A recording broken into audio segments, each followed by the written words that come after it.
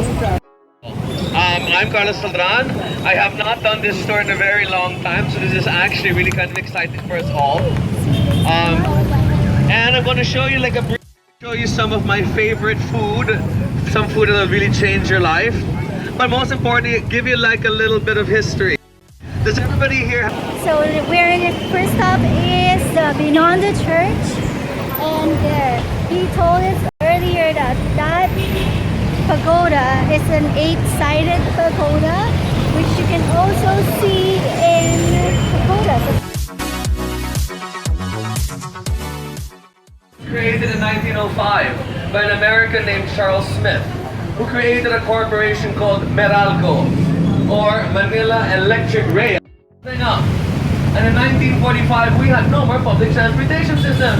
And so the Americans said, hey, let's do Filipinos a favor. Since you don't have a tram anymore, we have these leftover jeeps from the war. Why don't you buy our jeeps for 1 peso each? And then the Americans sold it to us. We bought the jeeps. We painted the jeeps 71 years ago. And guess what? They're still here today. And because of the American jeeps, the Philippines, being from driving on the British side, now had to drive on the American side to accommodate these beautiful things called the jeepney. So remember, ladies and gentlemen, as long as we have the jeepney, it's still World War II. Okay?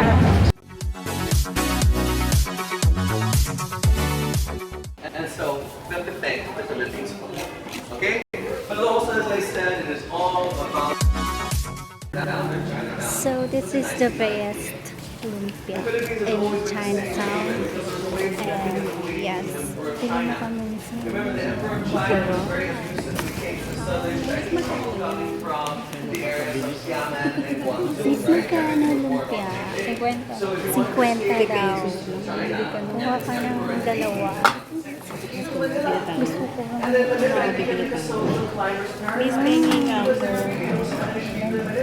Philippines was really colonized by Mexicans. So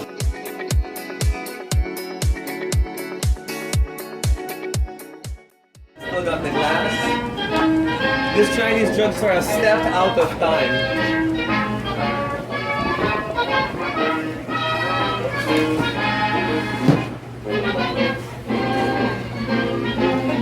This is fit into Philippine culture. You have to understand Philippine social structures. Okay, the Philippines is one of the only Southeast Asian countries, I believe, that does not have royalty.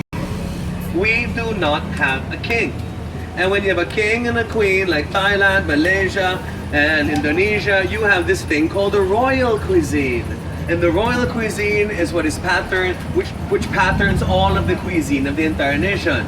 And since we were completely colonized by Spain, that royal cuisine is gone. And in its place came the colonizers' cuisine. So, for a wedding, for a special occasion, for a party where a visitor comes over, we will always serve paella, salpicao, spaghetti, lechon, all of these foreign Western foods. A Filipino, would you ever serve an adobo at a wedding? No. No, you will be made chismis. Oh my God, you're poor. Okay? Right? Yes. Because Filipino food is actually the food of the heart. Filipino food is the food of the home. Filipino food is a food that every house has and defines its personality. Your adobo is not the same as your adobo, as not the same as your adobo. So Filipino food is the food that collects us around the home. Paella is the food to show off. And then Chinese food is the food of commerce. So when you go to 7-Eleven, when you go to a fast food around the area, what's for sale? Siomai, Siopao, pancit, mami, right? Chinese food has taken over pretty much the food that is the easiest to buy around us. And then there is the last part of Philippine food, and I believe kind of the saddest part, since we're such a feudal country, where as we can see right now in our current society, there are the people who haves and who have nots, the people who can get shot and people don't care, and the people who can live. It also goes down to our food. Slave food. Pagpag. Fish balls is also kind of thing. Isaw, Betamax. sisig, all the food that's left over.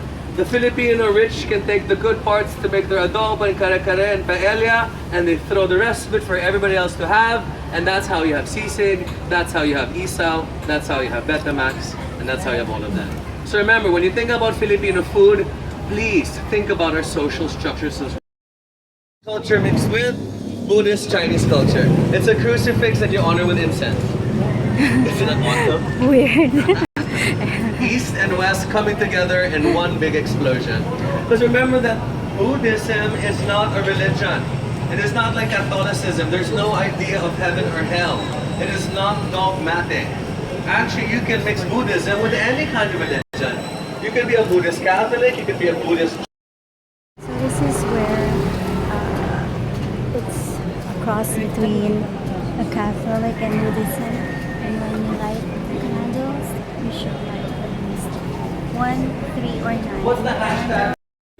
Your Binondo trip is not complete if you don't go here to Ang Bitin. Of course, we all know they have the flavored hopias and everything else. And Chinese communities. And you can see the evidence of Ferdinand Marcos's influence here by looking at those words. Support the new society. And new society in Tagalog is Bagong Lipunan. Alright, let's go walk down the street, ladies and gentlemen.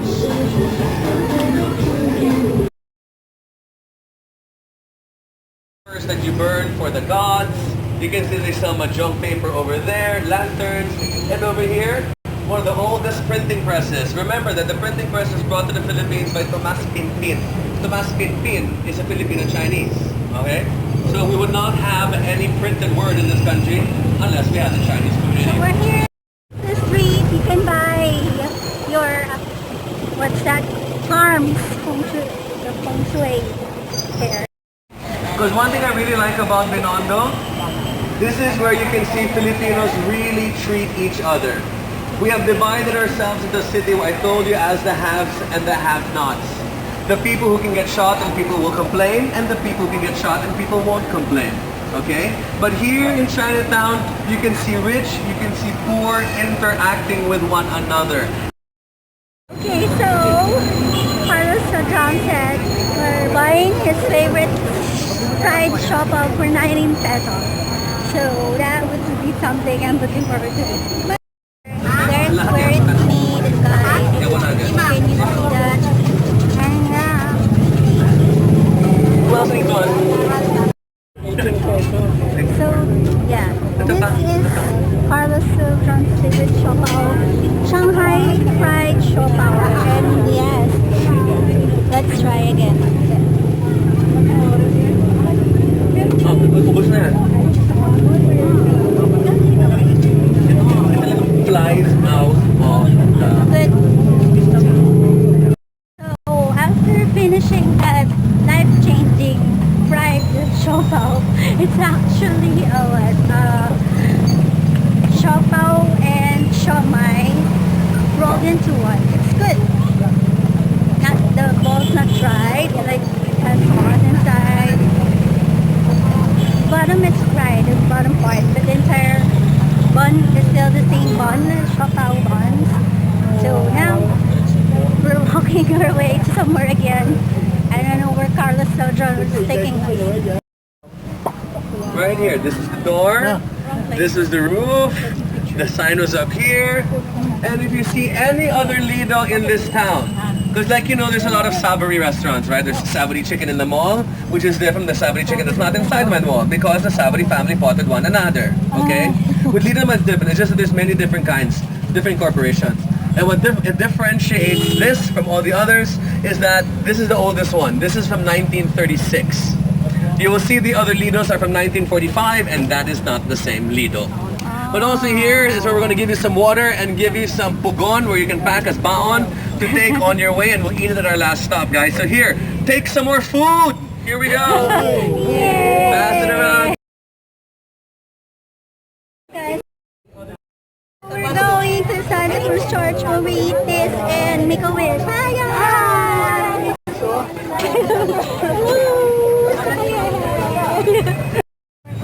Street corner looking up at where she was kidnapped and staying? Isn't it? Yeah.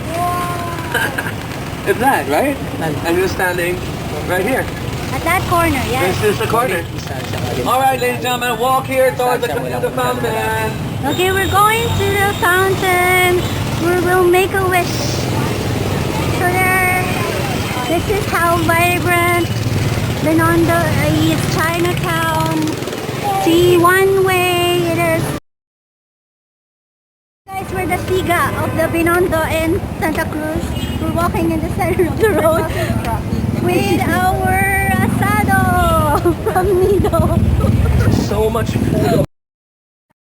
We're Siga. Just cross the street wherever you want. And oh, this is the Santa Cruz fountain. And so there's the fountain. And there's Santa Cruz Church, right? So yeah. And Okay, welcome ladies and gentlemen to the Carriedo Fountain. Carriedo Fountain, Carriedo actually means carrier, but it has nothing to do with the water carriers that you see there flowing the water.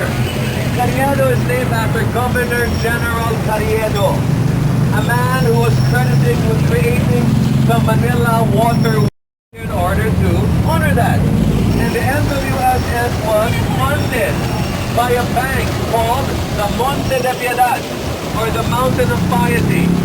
So pretty much that bank funded the water system that created this fountain in front of the San Agustin Church. It's amazing how small history is in this area. We walked 2 kilometers. Did it feel like we walked 2 kilometers? no. It did not, because we had so many interesting things to look at. There's so much food that you just couldn't eat because there just wasn't enough time. I'm sure you guys have food remorse.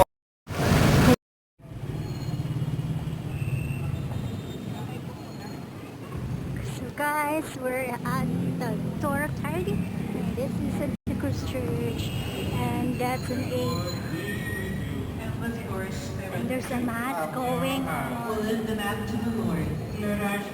we'll make a wish. It is white and just.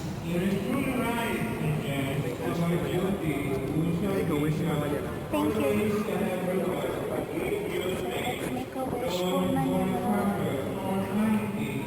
Let's light our candle. And light that.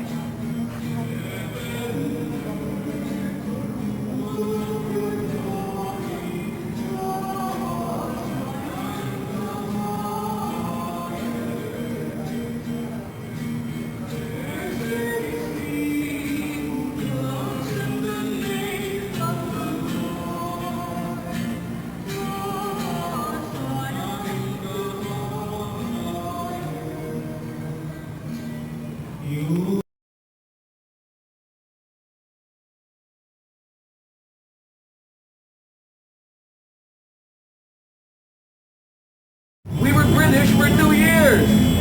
Who knew? Okay, so we're inside the Hub Make